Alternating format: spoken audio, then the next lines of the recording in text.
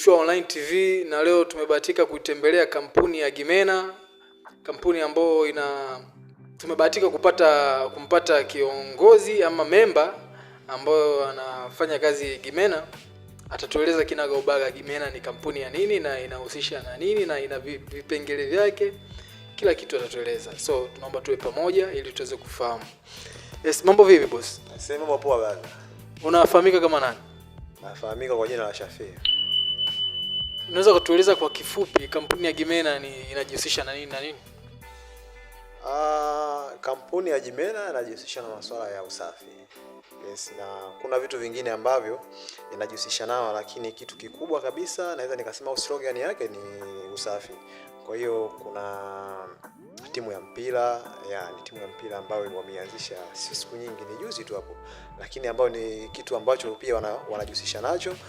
Na kuna vitu vingine ambavyo mimi mwenyewe binafsi siwezi nikavisema kutokana na vingine sivijui. Kwa hiyo lakini ninachokiamini mimi Gimena ina vitu vingi tofauti na usafi. Okay. Timu ya mpira ni timu ambayo inafahamika kwenye mikakati, yani kwenye ile TFF unasema, au ni timu ya kawaida tu mtaani?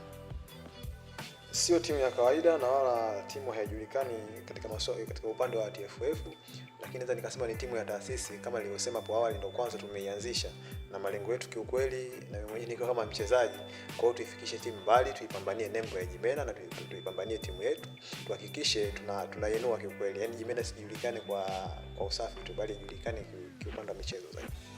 Okay, kampuni ya Gimena imepata umaarufu kutokana na imepata mashavu ya kufanya kazi kwenye maofisi ya kiserikali na binafsi. Maofisi mengi Gimena imepata nafasi ya kufanya kazi. Ni kitu gani ambacho unahisi labda kimepelekea kampuni ya Gimena ipate mashavu ya kufanya kazi na makampuni mengi kuliko kampuni nyingine? Naweza nikasema ni uongozi bora. Yes, naweza nikasema ni uongozi bora. Kiukweli nimpongeze mkurugenzi wetu ambaye ni Madam Doris, pamoja na uongozi wake. Kiukweli wamefanya kazi nzuri sana.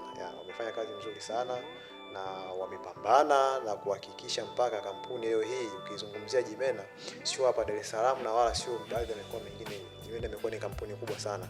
Lakini yote kwa yote naweza nikasema ni uongozi bora na kusimamia misingi yao ya kazi na kufuata, naweza nikasema labda sheria zao za kazi, na wafanyakazi wao kikweli wanawapata bora ambao ni kama sisi, tunahakikisha tunaifanyia vizuri kampuni na kikweli hatuangushi kwenye hiyo. Tunashukuru Mungu.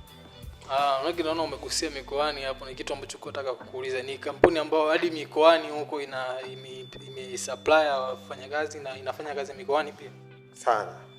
Yaani mwanangu, naweza nikakwambia, samahani ukita mwanangu mtangazaji, unaweza ukaenda Arusha ukaikuta Gimena, unaweza ukaenda Moshi ukaikuta Gimena, unaweza ukaenda Dodoma ukaikuta Gimena, Morogoro unaweza ukaikuta. Yaani mikoa mingi ambayo Gimena ipo. Na kiukweli tunapambana au wanapambana vile vile viongozi wetu kuhakikisha sio mikoani, yaani kuhakikisha Tanzania mzima Gimena imesambaa. Na kiukweli wanaweza. Yaani wanaweza kabisa bila shaka. Na kiukweli tunawaombea Mungu kampuni iwe kubwa zaidi na zaidi. Okay, na slogan yenu nini? Maana kila kampuni inakuwa na slogan yake, yani vitu vyao ambao vile yani vinakuwa ndio kipaumbele chenu nini Gimena kama Gimena? Kiukweli kwenye hilo sijajua, slogan kubwa sijajua, lakini naweza nikasema Gimena nguvu moja.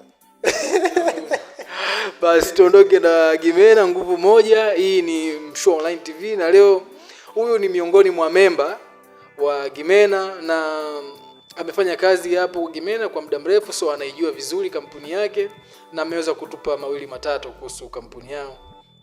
Tumefurahi kuona hivyo na nafikiri tutazungumza zaidi na zaidi na zaidi, kwa sababu huyu amekuwa ni familia wa Mshua Online TV na tutazungumza mengi zaidi kuhusu kampuni yao. So asante sana kwa kushiriki.